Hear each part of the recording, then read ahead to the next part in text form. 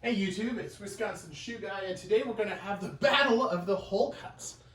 There are two very good Wholecut shoes here, ones that I'm very pleased with. If you take a look at them quickly, you can see there's some awesome design work here.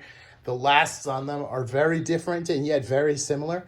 There's a medallion on one and a little bit of beveling in the eyelets and a very, very straight Wholecut here, absolutely plain.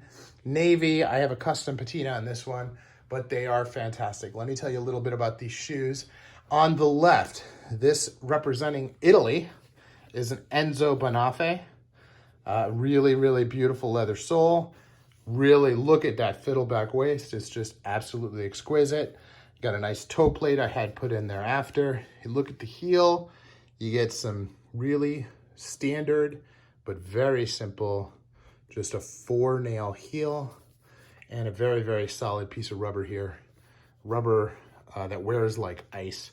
They got a nice little beveling here on the heel block. Now, Enzo Bonafe, this is a made-by-hand shoe, meaning that none of this shoe actually touched a machine at all. Now, you have the Loake. This is part of the export grade Parliament. This is made in England. You can see that there's a number of nails here that they do in the sole. You've got 4 plus 6, so you got 10 nails compared to 4. You can see that they took their time. They did some nice sole work. There is a bevel here in the waist, but it is not a fiddleback waist, right? If you look at this, that's your fiddleback waist. That's your bevel waist, right? See a little bit of difference. They did some nice painting here. They did some painting here. This is a little bit finer than this. All right.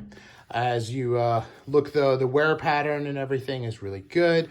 The stitches on this, very deep, very tight. You look at the density per square inch on these. This is much higher than it would be on a lot of shoes. You look at it on the outside. Again, now Loake calls these handmade. This is their export grade, their top of the line. I don't believe that these are actually hand welted. I believe that this is done using a welting machine, but it is very good. I would love to talk about stitch density, but those are the only stitches you see on the shoe because it is a Wholecut. There's just not a lot of stitches there. Now let's take a look at these. This is the handmade. Look at that stitch density.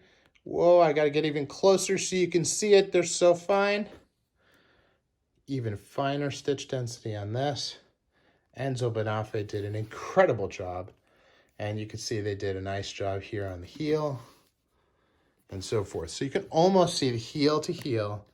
That's the best comparison you can see. Here you have stitches just between the two pieces. Here you got a double row of stitches on the outside. Just a little bit of additional detail there for a little bit of style. So great shoes, really happy with them.